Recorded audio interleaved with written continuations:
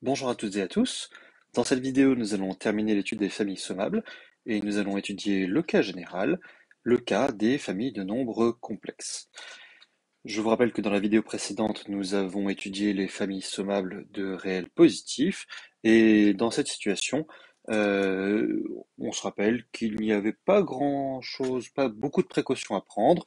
On pouvait faire un peu tout ce que l'on voulait sur les sommes. Éventuellement, les sommes valaient plus l'infini, mais cela ne posait pas problème. Nous allons voir que pour les familles de nombres complexes et même pour les familles de réels sans signe fixé, sans signe constant, eh bien c'est beaucoup plus compliqué et tout ne se passe pas toujours bien.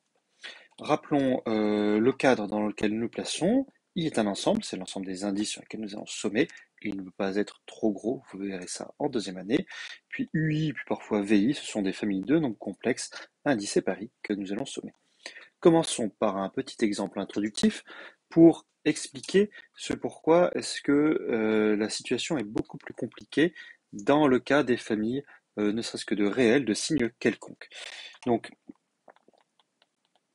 essayons de sommer. Donc, pour i égale z, ui est égal à i. C'est-à-dire que l'on somme la somme des i pour i dans z. Essayons de faire ça. Ben, on pourrait se dire, on va regrouper. On peut faire le paquet, le regroupement par paquet, 0 plus 1 moins 1, plus 2 moins 2, etc. Et là, on se dit, bah, on a des paquets de sommes nulles, on a envie de mettre la somme 0. Mais on pourrait dire, je fais les regroupements suivants. 0 plus 1, plus 2 moins 1, plus 3 moins 2, etc. On pourrait les regrouper ainsi. Et quand on fait cela, on a des paquets de somme 1, quand on les somme, cela pourrait valoir plus l'infini. Bon, si j'avais regroupé dans l'autre sens, cela pourrait aussi valoir moins l'infini. Si je regroupais d'un côté tous les cas positifs et euh, tous les cas négatifs, ben on a deux sommes, une somme qui vaut plus l'infini, une somme qui vaut moins l'infini. Et ben dans ce cas, la somme des deux n'a pas de sens. Donc cet exemple introductif doit vous faire prendre conscience qu'il va y avoir des hypothèses supplémentaires que nous allons devoir apporter pour pouvoir manipuler des familles sommables, pour pouvoir définir la notion de somme d'une famille sommable, et que nous ne pourrons pas manipuler le symbole plus infini comme nous l'avons fait pour les familles de réels positifs. Alors donnons tout de suite la définition fondamentale qu'il convient de retenir de cette partie. Donc on dira que la famille UI est sommable, ce qui se notera que UI appartient à l'ensemble L1, si on veut le noter techniquement. L1, c'est l'ensemble des familles sommables. Si la famille des valeurs absolues modules de UI est sommable, mais du point de vue des familles de réels positifs, donc c'est-à-dire si la somme des valeurs absolues modules de UI est strictement plus petit que plus l'infini. C'est-à-dire ici que l'on a une famille sommable de réels positifs.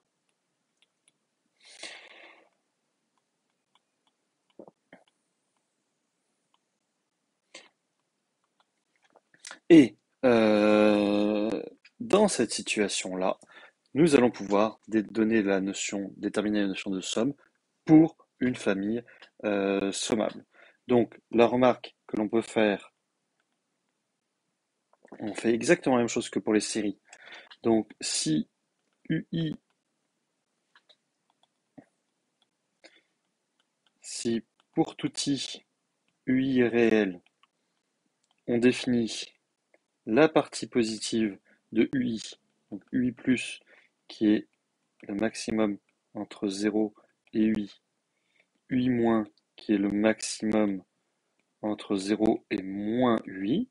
On a que UI+ et UI- sont positifs, et on a deux choses. premièrement, UI, c'est toujours somme, c'est toujours sa partie positive moins sa partie négative.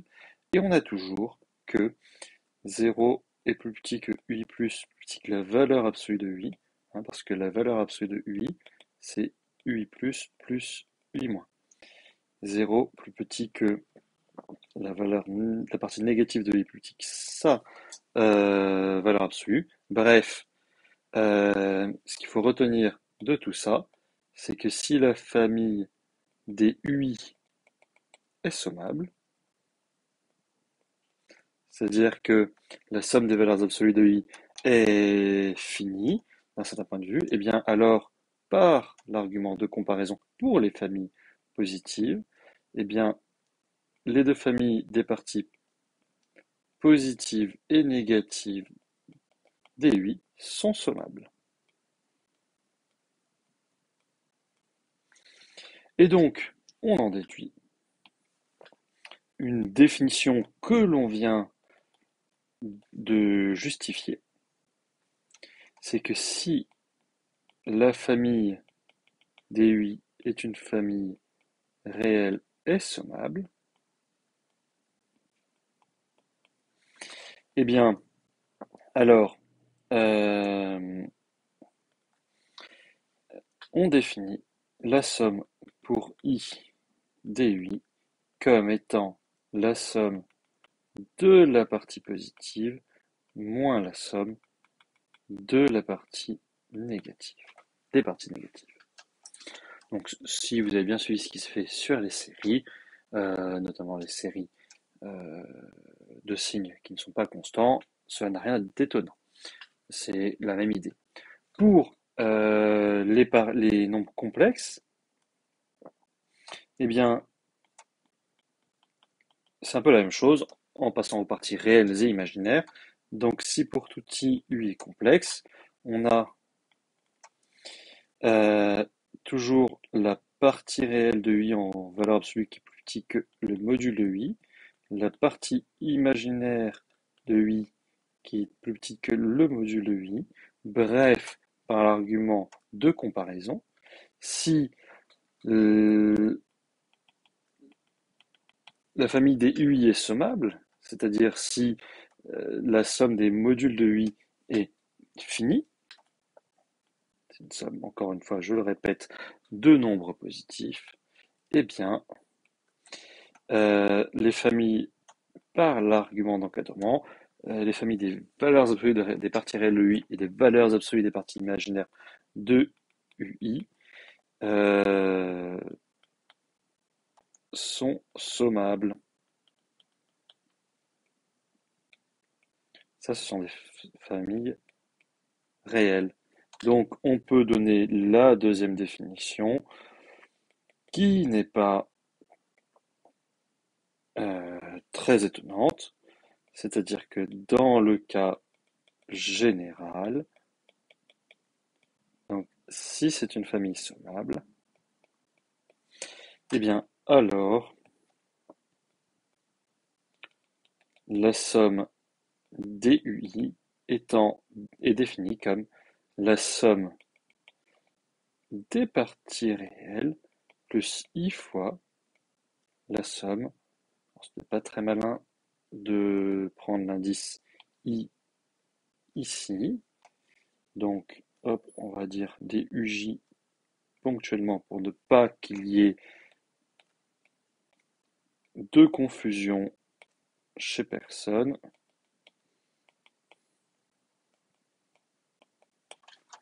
Voilà. Tous nos objets ont été définis ainsi cette année: intégrale complexe, dérivée complexe, continuité complexe, somme de séries complexe, et bien pour les familles sommables c'est pareil. Et bien sûr, par définition, ce que l'on voit, c'est que la partie réelle de la somme, c'est la somme des parties réelles. La partie imaginaire de la somme, c'est la somme des parties imaginaires, sous réserve de sommabilité, bien entendu. Alors nous allons, avant d'énoncer les théorèmes techniques que nous ne démontrerons que peu, car ce n'est pas très intéressant ici, ou alors c'est hors programme, euh, nous allons faire deux petites remarques pour faire le lien avec les autres cadres de sommation. Premièrement, le cadre le plus élémentaire de sommation, c'est celui des familles finies. Et la remarque que l'on peut faire, c'est que si I est un ensemble fini, on a une somme finie, eh bien les familles sont toujours sommables. De toute façon, on ne se pose pas la question de la sommabilité quand on travaille avec une famille finie, mais il n'y a pas de souci. Et de manière élémentaire, par les définitions, une famille de nombres complexes finis est sommable. Alors, l'autre cadre où vous avez appris à travailler avec le symbole somme, c'est celui des séries.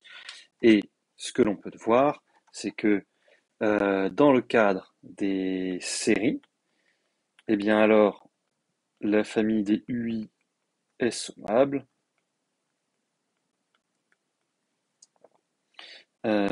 Si et seulement si la famille des modules de UI est sommable, c'est-à-dire si seulement si la somme des modules de UI est sommable, est finie, c'est-à-dire si seulement si la série somme des UI converge absolument. Et c'est le parallèle que vous devez avoir en tête lorsque vous travaillez avec des familles sommables. C'est exactement la même chose que pour la convergence absolue. D'ailleurs, on va raconter des choses intéressantes pour les séries. Certains résultats vont éclairer les résultats sur les séries. Et bien entendu, en cas de sommabilité convergence absolue, la somme pour I dans grand N des UI, c'est la somme de la série. Alors toutefois, je vous déconseille très fortement d'utiliser ce type de symbole dans le cadre d'un travail sur les séries. Quand on travaille avec des séries, conservez le vocabulaire de série, conservez le symbole de sommation de la série et ne faites pas le mélange entre ce symbole-là qui ressemble très fortement au symbole somme pour i positif, c'est-à-dire celui qui définit la série en elle-même, et le symbole de la somme de la série. Donc, c'est pas facile parce qu'il y a proximité entre les deux habitudes, mais il faut essayer de faire attention à ça. Alors, nous allons commencer par à étudier les différents résultats qui se trouvent dans le cours, on va dire les résultats légèrement techniques euh, pour que vous avez votre programme sur les familles sommables. Dont il faut se rappeler, c'est que quand la famille est sommable, une fois qu'on a établi la sommabilité de la famille, on n'a pas plus beaucoup de soucis à se faire. Toutes les règles de manipulation qui sont assez naturelles sur les sommes sont valides. Alors on va commencer par un premier résultat qui est légèrement programme, mais qui explique bien ce qu'est la somme d'une série, la somme d'une famille sommable. Donc, c'est ce qu'on va l'appeler proposition. Donc, si je prends UI, une famille sommable,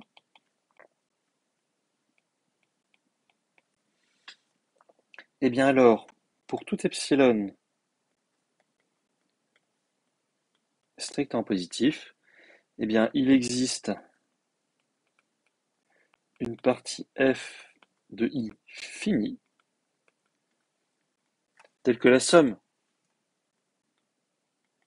sur i des ui soit à distance au plus epsilon de la somme sur f des ui. Alors, bon, ça c'est pas très compliqué. On le démontre. Bien sûr, on le fait en deux temps. Euh, on le démontre d'abord dans le cas particulier où pour tout i dans i, ui est réel. On revient à la définition. On sait que il existe deux parties f plus et f moins de i finies, telles que on ait le résultat par définition sur les sommes positives pour les parties positives et pour les parties négatives. Donc on a la somme pour i dans grand I des parties positives de i qui est plus grand pour la somme pour i dans f plus des parties positives de i qui est plus grande que pour la somme pour i dans grand I pour i dans grand I des parties positives de ui moins epsilon. La même chose avec les parties négatives.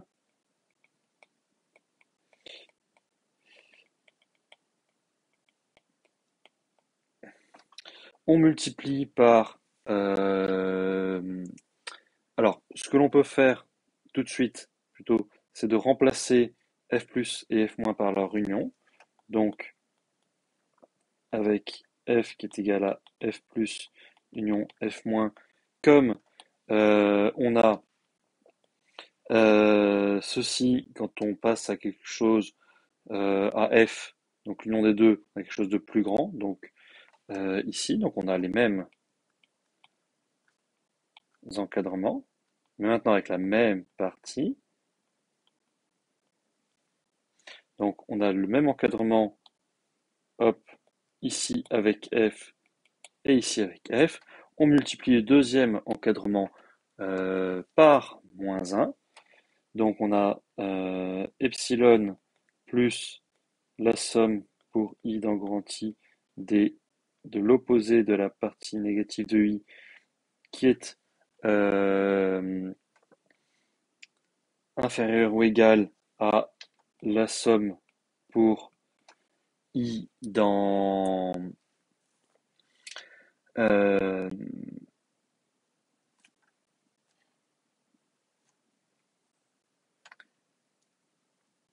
euh, oui, pour i dans grand I de moins la partie pour i dans grand F de moins la partie négative de i, qui est plus petit que la somme pour i dans grand I de moins la partie négative de ui. Et maintenant, en sommant ceci et ceci, eh bien, on a immédiatement que la somme pour i dans grand I dui plus epsilon est inférieur ou égal à la somme pour i dans grand F dui, qui est plus petit que la somme pour i dans grand I dui moins epsilon, d'où le résultat. Une remarque que l'on peut faire, c'est que si f,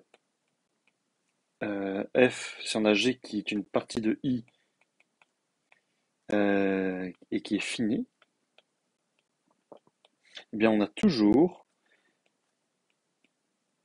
ceci qui est vrai. Donc la somme dui moins la somme sur g dui qui est plus petit qu'epsilon. Ce qui explique bien que cette somme-là est proche de, quand on prend beaucoup de parties finies, enfin, ou du moins des parties finies très grandes, de ces sommes-là. Enfin, on peut faire le cas général avec les UI complexes. Donc, on fait les parties réelles, les parties imaginaires. Bref, il existe une partie f, on mettra R pour réel, f avec un i pour réel fini, tel que la valeur absolue pour la somme sur i des parties réelles de ui moins la valeur absolue pour la somme sur f pour les parties réelles de la partie réelle de ui est inférieur ou égal à epsilon. Pareil pour les parties imaginaires. Donc,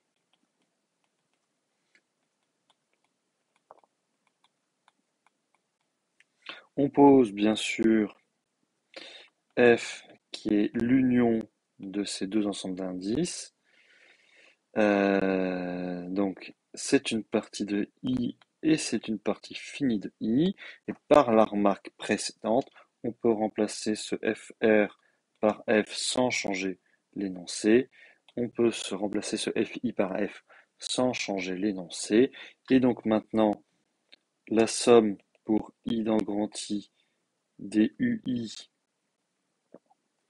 moins la somme pour I dans grand F des UI, par définition, c'est la somme pour J dans grand F de la partie réelle de UI moins pour J, on va dire dans grand I d'abord,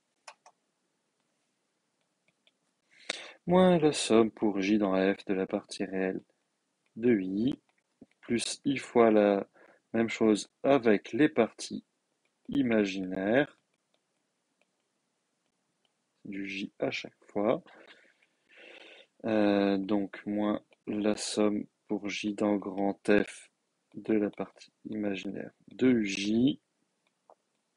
On applique un coup d'inégalité triangulaire, et donc on obtient plus petit que la somme pour I dans grand I de la partie réelle de UI moins la somme pour I dans grand I de la partie pour I dans grand F de la partie réelle de UI, plus la même chose sur les parties imaginaires. Bref, vous voyez où on veut en arriver. Pour I dans F de la partie imaginaire de UI. Bref, c'est plus petit que 2 epsilon, et c'est bien le résultat que l'on voulait obtenir, quitte à changer epsilon en epsilon sur 2 au début. Donc voilà pour ce point technique, qui n'est pas forcément très important pour vous, mais qui explique bien que la somme d'une famille sommable est très très proche des sommes finies, pour peu que l'on prenne de grandes sommes finies. C'est presque cette notion de limite, ainsi on ne peut pas expliquer ça ainsi. Alors, maintenant, venons-en à ce qui vous concerne vraiment, à ce que vous allez vraiment utiliser comme résultat. Vous avez quelques petits théorèmes qui découlent immédiatement des théorèmes que nous avons vus et établis pour les familles sommables de nombres positifs. Donc, premier résultat, l'invariance par permutation.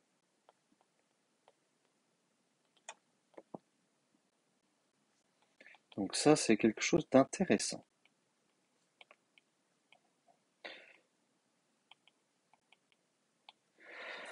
Donc si la famille des UI est sommable,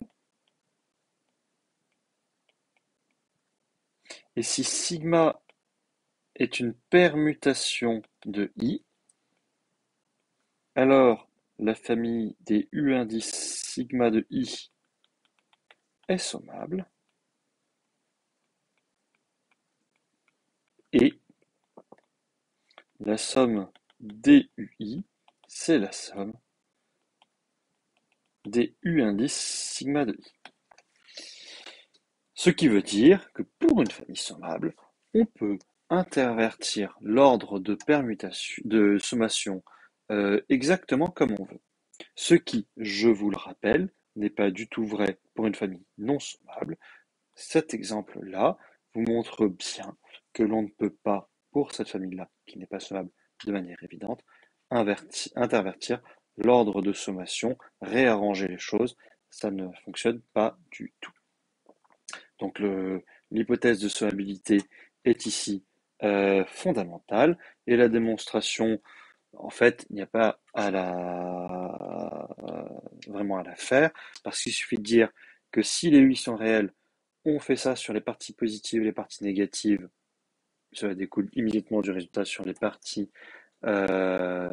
sur les sommes de réels positifs, et si les UI sont complexes, on applique ce résultat aux parties réelles et aux parties imaginaires.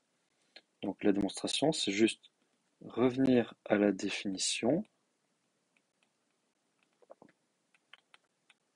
aux parties positives, négatives, et on applique le résultat de la partie 1 de la vidéo précédente. Pour les parties réelles de UI et pour les parties imaginaires de UI, eh bien on applique ce que l'on vient d'établir pour les familles réelles. Alors, un point intéressant, c'est pour les séries. Donc, euh, ce que l'on a immédiatement en application, c'est que si on a une série somme des UN qui convergent absolument, et si sigma est une permutation de l'ensemble des entiers, alors la somme des U indices sigma de n converge absolument, et on a aussi immédiatement que la série somme des UN, c'est la série somme des U indices sigma de n. La somme de la série, pardon. Et ça, c'est, on va dire, immédiat par le théorème d'invariance par permutation et le lien qu'on avait fait précédemment entre la solvabilité d'une famille de nombres indexés par grand N et la convergence absolue de la série. La convergence absolue est ici fondamentale. Alors, comme vous le montre l'exemple exercice, c'est un exercice qui est très intéressant mais qui est difficile à comprendre et encore plus difficile à formaliser. Je vous le mets quand même parce qu'il est très intéressant, du moins le résultat est très amusant. C'est que si je prends une série euh, réelle semi-convergente, c'est-à-dire qui converge, mais qui diverge absolument, qui ne converge pas absolument, c'est-à-dire que la somme des valeurs absolues de UN diverge. Alors si je prends L qui est dans R, eh bien je peux trouver une permutation de cette série telle que la somme soit égale à L. Donc il existe sigma permutation de l'ensemble des entiers naturels telle que la série somme des U indice sigma de n converge et la somme des U indice sigma de n est égale à L. Donc ça c'est amusant.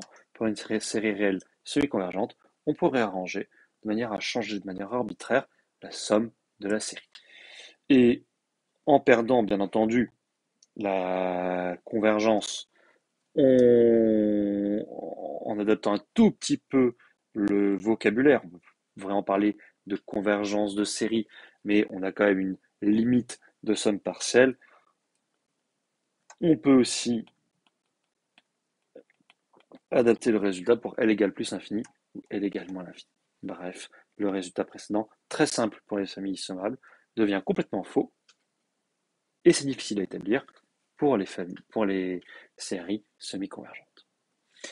Alors, maintenant, continuons sur les choses simples, du moins qui ne demandent pas vraiment euh, de, de démonstration élaborée. Ce sont les opérations et l'argument de comparaison. Donc l'argument de comparaison, on l'a toujours. Je rappelle qu'on a au début de la vidéo introduit deux familles UI et VI. Donc si les VI sont réels,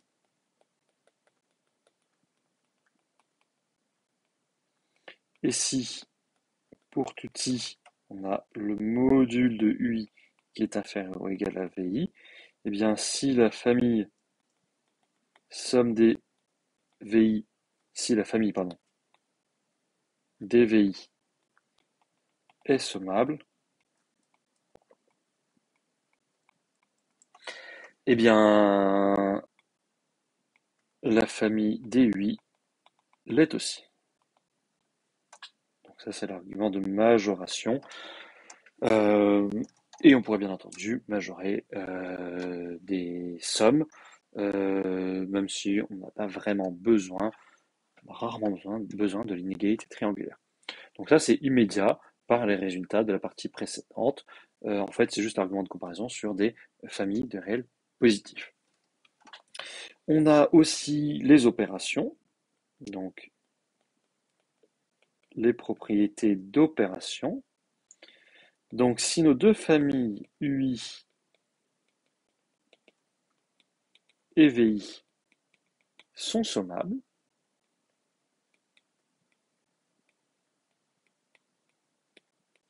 Et si lambda et mu sont deux scalaires, eh bien alors la famille des lambda UI plus mu VI est sommable.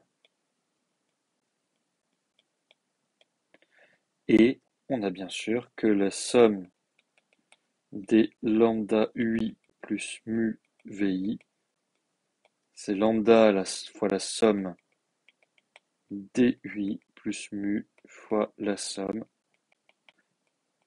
dVI. Alors, euh, bon, ça, il n'y a pas grand-chose en fait. On va pas le démontrer.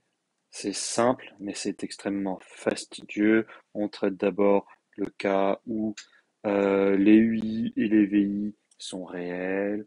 On découpe lambda, tout ça en partie positive, en partie négative. C'est vraiment fastidieux.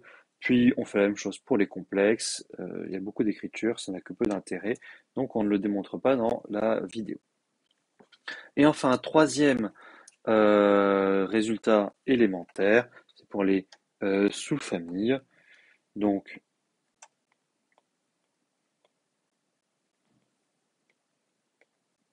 troisième proposition. Donc, si la famille des UI est sommable, et si J est une partie de I, alors la famille des UJ est sommable. Donc, on peut enlever des termes à une famille sommable, et ça, bien entendu, c'est immédiat par les résultats de la partie précédente. Il suffit de travailler sur les modules et d'appliquer le résultat qui va bien pour les familles de réels positifs. Donc ça, c'est pour tout ce qui est les résultats élémentaires qui sont proches de la définition et qui ne demandent pas de démonstration très élaborée. Maintenant, passons aux résultats plus avancés et qui seront en fait les résultats plus utiles. Le résultat central, que vous n'avez pas dont vous n'avez pas de démonstration au programme, c'est le théorème de sommation par paquet. Et que vous n'aurez pas de démonstration non plus dans le poly, parce que c'est technique. Donc le théorème de sommation par paquet,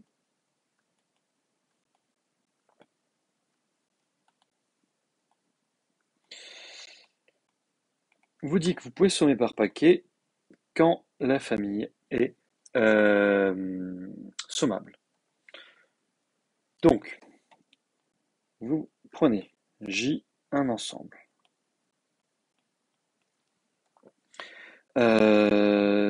Et vous prenez IJ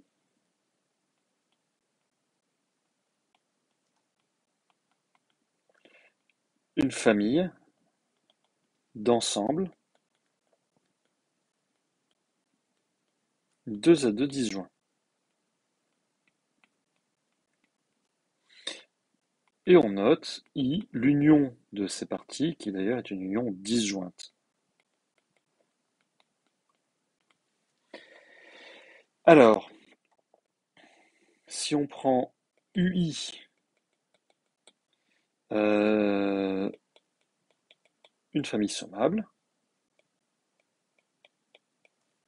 eh bien, si J est dans grand J, la famille des UI pour I dans IJ est sommable. En fait, ça c'est le lemme précédent. Et on peut découper par paquet, le fait que la somme des UI est égale à la somme pour J dans grand J de tous les paquets. Donc la somme pour I dans IJ des UI. Cela s'écrit ainsi. On ne démontre pas. Maintenant, on a un corollaire qui est le cadre dans lequel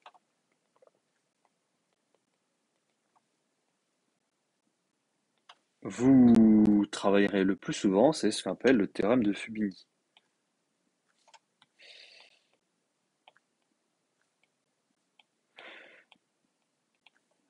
qui généralise ce qu'on a fait en début d'année sur les sommes doubles.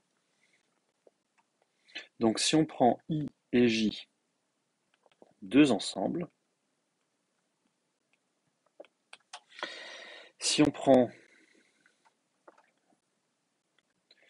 UIJ, une famille indicée par les deux indices I et J, donc une famille indicée par le produit de nombres complexes sommables, alors on peut réorganiser la somme double. Donc la somme sur le produit des UJ, c'est la somme sur I de la somme sur J des UJ, et c'est la somme sur J de la somme sur I des UJ. La démonstration, on peut la donner même si elle est élémentaire, c'est la même que pour les familles positives. Il suffit de faire des paquets. On rappelle, on a fait ce petit dessin. Donc, on peut faire par paquet à I fixé. Bon, même si les paquets, en fait, on ne devrait pas les faire. Ils sont bien sûr infinis. Donc là, ça fait un J quelque chose, un J quelque chose.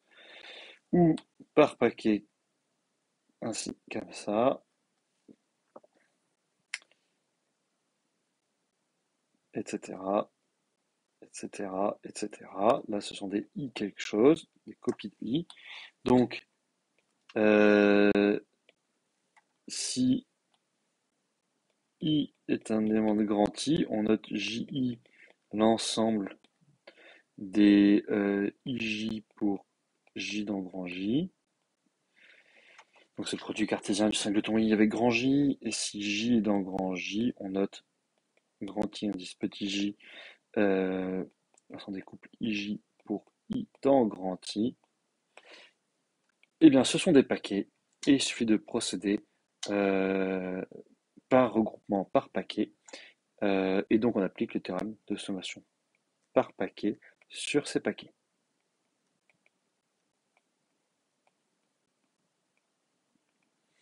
Donc vu que la famille est sommable, on peut l'appliquer. Donc la somme, ce que l'on voit, hein, c'est que le produit cartésien de I par J, c'est l'union pour I dans le grand I des J indice I, disjointes, bien entendu. C'est l'union pour J dans le grand J des grands I indice petit j. Donc la somme pour tous les J, IJ dans le produit cartésien de I par J, c'est la somme pour I dans le grand I, de la somme pour les couples IJ, alors c'est peut-être pas très malin, on va l'appeler XJ dans J indice I de U indice XJ, mais dans ce cas, petit x vaut I, bref, ça, c'est la somme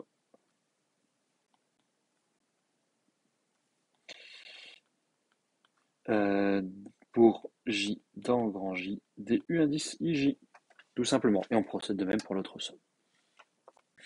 Alors, on peut donner un petit exemple exercice. Ce qui est important, un petit point de méthodologie, c'est qu'à chaque fois que vous travaillerez avec des familles sommables quelconques, il faudra procéder en deux temps. Premièrement, étudier la sommabilité. En étudiant une famille de réels positifs, avec les valeurs absolues modules. Et puis ensuite, une fois qu'on a établi la sommabilité, on peut faire le calcul de manière assez libre, sans prendre trop de précautions. Donc, on peut faire un exercice, pas passionnant, mais bon, on va voir. Donc, si x est un nombre complexe étudier la somme. Étudier, ça veut dire déterminer si c'est sommable en fonction de x. Et puis, quand c'est sommable, euh, déterminer la somme. Donc, étudier ceci, cette somme-là. Je vous laisse y réfléchir un tout petit peu.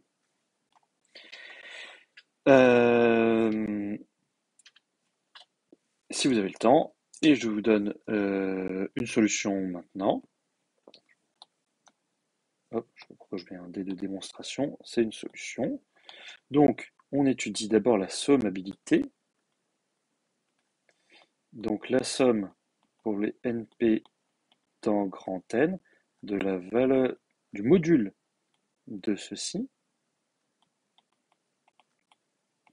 Donc, c'est la somme pour les NP dans grand N, un carré, bon bref, de la valeur absolue de x puissance n fois p puissance n sur n factoriel p factoriel. Et tout ceci, c'est un réel positif. Donc on est dans le cadre des familles de réels positifs, on peut faire ce que l'on veut, notamment. On peut fubiniser. Donc, par exemple, ça, on peut voir que c'est, on peut d'ailleurs sommer sur P d'abord. Euh, Pardon. On va d'abord plutôt sommer sur n. Donc on a du 1 sur n factoriel. La somme, non, oula, autant pour moi. On a plutôt envie euh,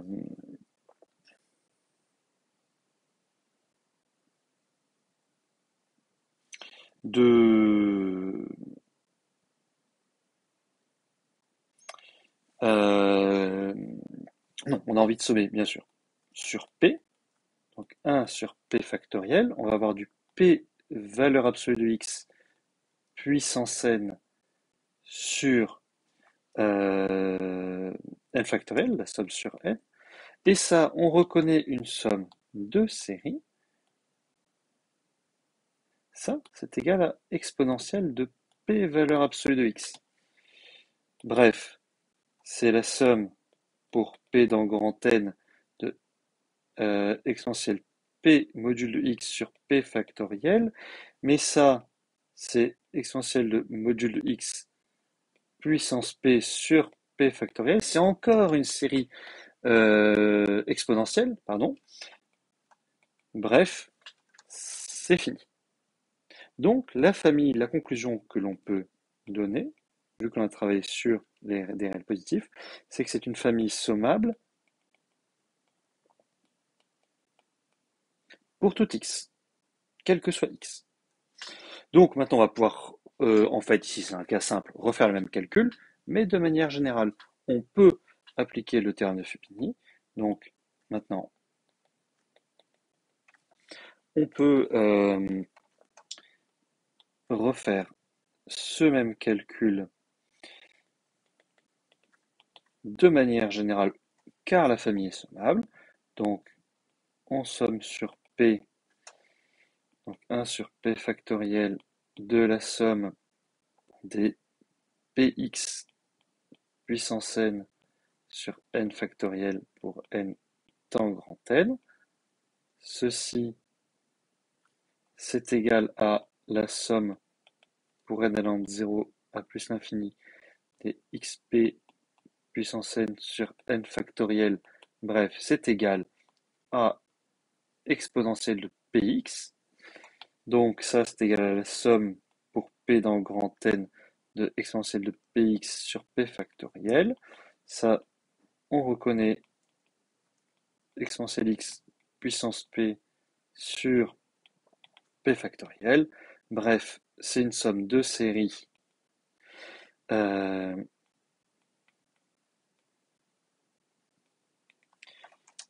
qui converge absolument, et donc on obtient exponentielle de exponentielle x. Voilà, un petit exemple amusant. Ce qu'il faut retenir, c'est qu'on fait ça en deux temps. Premièrement, en travaillant sur les valeurs absolues, en s'assurant que que la famille est sommable. Et deuxièmement, en faisant le calcul, car tout ce que l'on va faire est valable.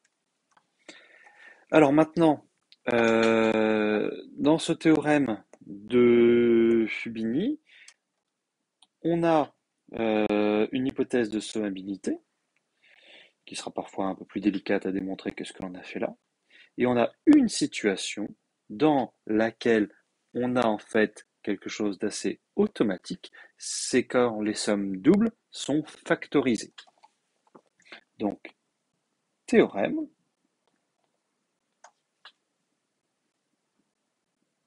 si je prends I et J maintenant deux ensemble, une famille UI de nombres complexes et une famille VJ, indexée par J celle-là, de nombres complexes sommables, et bien alors, la famille des UI VJ pour I d'un grand I, J d'un grand J, et bien ça c'est une famille sommable. Et on peut factoriser les sommes doubles. Donc la somme pour les IJ des UIVJ, c'est la somme des UI fois la somme des VJ. On démontre. Alors, en fait, ce qu'il convient de bien comprendre, c'est que le résultat à démontrer, c'est la sommabilité. Une fois qu'on a établi la sommabilité de cette famille, euh, cela vient immédiatement par le théorème de Fubini, disons l'égalité des sommes vient par le théorème de Fubini. Donc, on y va sur la sommabilité, on va montrer que la somme des modules de UIVJ est finie. Et donc, on prend F, une partie de I et de J finie. On sait que l'on peut inscrire F dans un produit cartésien. Donc, il existe G, une partie de I, H, une partie de J, finies toutes les deux, telles que F est inclus dans le produit cartésien de G par H. Il suffit de projeter F sur I, on obtient G, et il suffit de projeter F sur J, on obtient H. Eh bien alors, je m'intéresse donc à la somme des modules de UIVJ, vu que je m'intéresse à la sommabilité de la famille. Eh bien, ça, c'est plus petit que la somme pour les IJ dans le produit cartésien de G par H du module de UIVJ, donc module de UI, module de VJ. Mais là, on revient dans le cadre de début d'année. On a une somme finie double factorisée. Donc, on sait qu'on peut la factoriser. Donc, c'est plus petit que la somme sur I dans G du module de UI fois la somme pour J dans H du module de VJ. Et comme les deux familles sont sommables, c'est plus petit que la somme sur I du module de I, des modules de I, fois la somme pour J dans grand J du module de VJ. Parce que là, les familles sont sommables. Et bref, ces deux choses étant finies, on obtient quelque chose de fini. Donc, par majoration, en fait, par l'argument de comparaison, par comparaison, c'est plutôt, oui, un argument de majoration, en fait. Par majoration,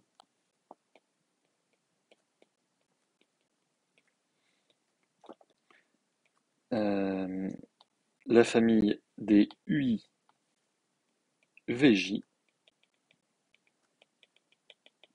est sommable. Donc ça, c'est plutôt important comment dire, de repérer des sommes doubles factorisées. Maintenant, c'est quelque chose auquel vous êtes entraîné normalement. Donc, on peut donner un petit exemple. Euh, donc, si Q est un nombre réel entre moins 1 et 1, si je vous donne euh, Q puissance n plus P sur n factoriel, je vous laisse factoriser ça sur n et sur p et voir que la famille avec n et p antinaturelles est sommable. Donc, je vous laisse éventuellement, si vous avez le temps, faire le calcul. Maintenant, je corrige. Donc ça, on peut l'écrire q puissance n sur n factoriel fois q puissance p. On obtient bien euh, quelque chose de géométrique. La somme de q puissance p converge. Absolument, c'est sommable. Quelque chose d'exponentiel.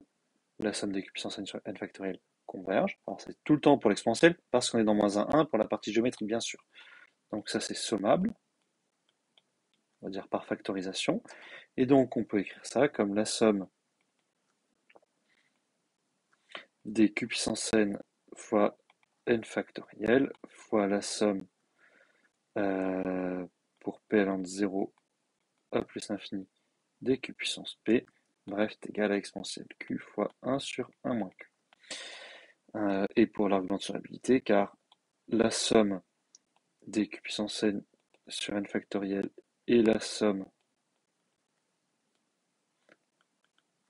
des q puissance p, toutes ces deux sommes, ces deux séries convergent absolument, donc les familles sous-jacentes sont sommables. Et enfin, terminons cette étude des sommes doubles par ce que l'on appelle les produits de Cauchy. Donc, c'est un corollaire définition, parce qu'on définit ce qu'est un produit de Cauchy, mais au niveau mathématique, on a juste un corollaire du théorème euh, de, du théorème précédent.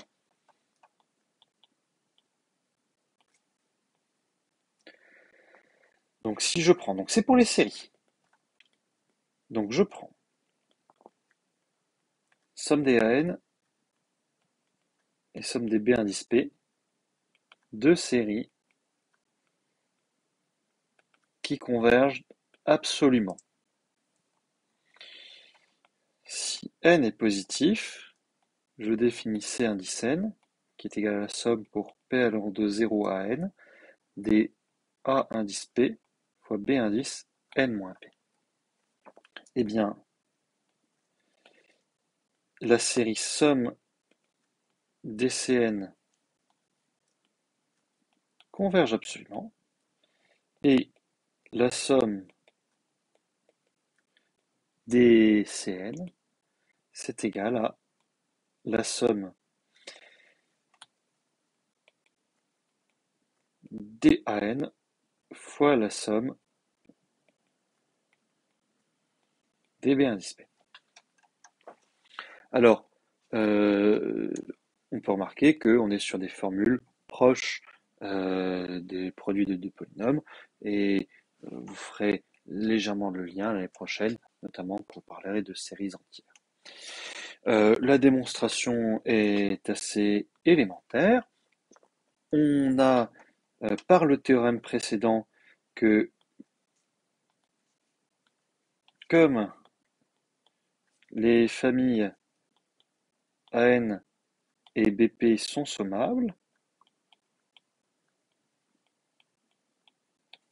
eh bien, la famille somme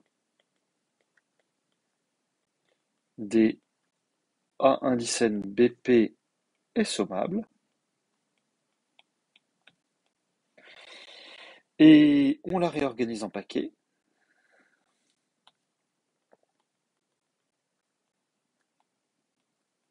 Alors on utilise des paquets de somme constant. Donc on peut faire un petit dessin. On utilise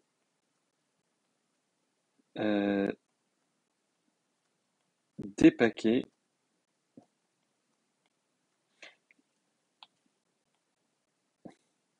ainsi. Somme 0, somme 1, somme 2, donc I0, I1, I2,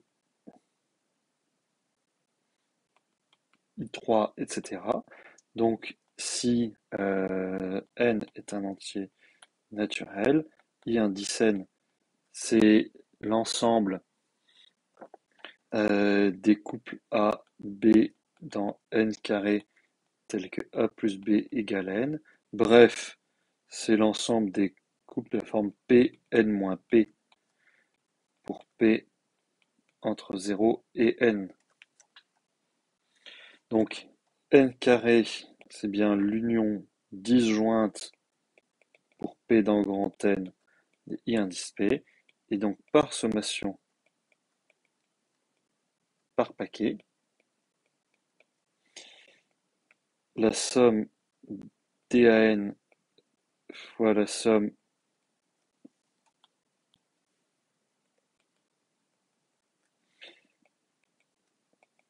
DBP, c'est égal à la somme pour n de 0 à plus l'infini de la somme sur les paquets, donc somme pour les couples A, B dans I indice n des A, alors c'est peut-être pas très malin, AB dans I indice n vu que les variables A et B sont déjà prises, donc X, Y des AX, BY, mais ça, premièrement, c'est C indice n, et deuxièmement, par le terme de sommation par paquet, eh bien c'est une famille sommable, donc on obtient tout. Alors, on peut terminer cette vidéo par un exemple, on va dire, introductif à ce que vous ferez l'année prochaine et culturel parce qu'il permet de voir que l'on peut généraliser énormément des fonctions que vous avez définies, que vous avez manipulées cette année, les généraliser ou les fonder de manière, on va dire, intrinsèque. Je parle du sinus et du cosinus et on va même les définir pour une variable complexe. Donc, l'exercice est en deux temps. Un petit exercice facile sur les séries. Donc, je prends X, un complexe. Première partie, montrer que les deux séries suivantes, somme des moins 1 puissance n, x puissance 2n plus 1 sur 2n plus 1 factoriel, et somme des moins 1 puissance n, x puissance 2n sur 2n factoriel, convergent absolument. On va noter sinus la somme de la première,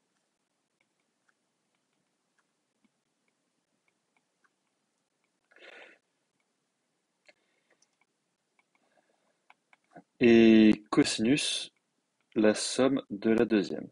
Bien entendu, je vous laisse réfléchir pourquoi est-ce que ceci n'est pas abusif, pourquoi est-ce que ceci est vrai pour les n, pour les x réels.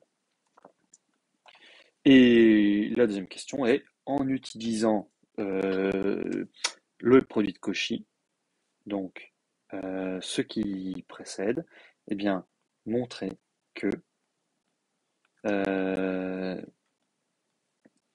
sinus de 2x, c'est 2 sinus de x, cosinus de x. Et je n'ai pas marqué dans le théorème qu'on réalisait un produit de Cauchy. C'est un nom important. On donne la solution du premier. Je le fais pour le sinus. C'est la même chose pour le cosinus. On a des factoriels qui écrasent tout. Donc, par exemple, bien sûr, on va utiliser la convergence absolue et on va utiliser la méthode, l'idée du n carré, la méthode du n puissance alpha du n. Donc, on multiplie par n carré. N carré fois x puissance 2n plus 1 sur 2n plus 1 factoriel, c'est n carré fois valeur absolue de x puissance 2n plus 1 sur 2n plus 1 factoriel. Cela tend vers 0 lorsque n dans la plus infinie par croissance comparée. Donc, x puissance 2n plus 1 sur 2n plus 1 factoriel fois moins 1 puissance n en module. C'est un petit taux de 1 sur n carré. Et donc, par comparaison de séries à terme positif, eh bien, la somme des moins 1 puissance n x puissance 2n plus 1 sur 2n plus 1 factoriel converge absolument. Notamment, elle converge. Pareil pour le cosinus. Et maintenant, nous allons réaliser, bien entendu, un produit de Cauchy. Donc, par produit de Cauchy, comme on a un produit de Cauchy, tout converge absolument. La somme, donc, on va calculer sinus de x fois cosinus de x. Donc, c'est égal à la somme des moins 1 puissance n x puissance 2n plus 1 sur 2n plus 1 factoriel fois la somme pour p allant de 0 à plus l'infini des moins 1 puissance p x puissance 2p sur 2p factoriel. Je rappelle l'argument de convergence absolue des séries. Donc on peut écrire ceci comme la somme pour n allant de 0 à plus l'infini de la somme pour p allant de 0 à n.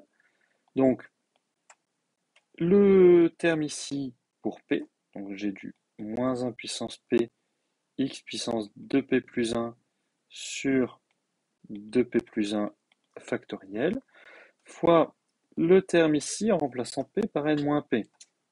Donc, moins 1 puissance n moins p, x puissance 2 facteur de n moins p sur donc 2n moins 2p, 2 facteurs de n moins p, factoriel. Alors, moins 1 puissance p fois moins 1 puissance n moins p, ça fait moins 1 puissance n, qui va se factoriser. J'ai du x puissance 2p plus 1 fois x puissance 2n moins 2p, qui va donner du x puissance 2n plus 1. Ça commence à sentir bon le sinus. On a du x puissance, donc on a du hop, moins 1 puissance n, x puissance 2n plus 1, somme pour p allant de 0 à n, des 1 sur 2p plus 1 factoriel, et bien sûr 2n moins 2p, je fais plus 1 moins 1, c'est 2n plus 1 moins 2p plus 1 factoriel. Bien entendu, je ne laisse pas cela ainsi, on veut voir apparaître un coefficient binomial, on s'y attend, sans surprise. Donc on fait fois 2n plus 1 factoriel sur 2n plus 1 factoriel. Celui-là, hop, arrive ici. Bref, c'est égal à la somme des moins 1 puissance n x puissance 2n plus 1 sur 2n plus 1 factoriel fois la somme pour p allant de 0 à n, 2n plus 1 factoriel sur 2p plus 1 factoriel fois 2n plus 1 factoriel moins 2p plus 1 factoriel, c'est 2p plus 1 parmi 2n plus 1. Et cela, on reconnaît la somme de tous les cas parmi 2n plus 1 pour tous les cas impairs. Et cette somme, nous l'avons déjà calculée en début d'année. C'est quelque chose de simple. Donc, il suffit de sommer pour les cas impairs, de sommer pour les cas pairs, de faire la somme de ces deux choses-là, de faire la différence. Et on obtient la moitié. Donc, je recopie le début. Somme des moins 1 puissance n x puissance 2n plus 1 sur 2n plus 1 factoriel. Et on obtient ici la moitié de 2 puissance 2n plus 1. Donc 2 puissance 2n. Mais ça, c'est bien entendu 1 demi fois 2 puissance 2n plus 1. Bref, on obtient 1 demi de la somme pour n allant de 0 à plus l'infini de moins 1 puissance n. X puissance 2n plus 1 fois 2 puissance 2n plus 1, c'est bien sûr 2x puissance 2n plus 1 sur 2n plus 1 factoriel. Bref, on obtient 1 demi de sinus de 2x. Et voilà, cette formule de trigonométrie établie de manière intrinsèque pour le sinus et pour sinus, cosinus, et surtout, en fait, même pour tout x complexe, même si, très franchement, c'est complètement anecdotique pour les x complexes. Ce qui est important, c'est de bien comprendre que cela permet de définir par l'analyse les fonctions sinus et cosinus. Et nous en avons terminé pour cette vidéo.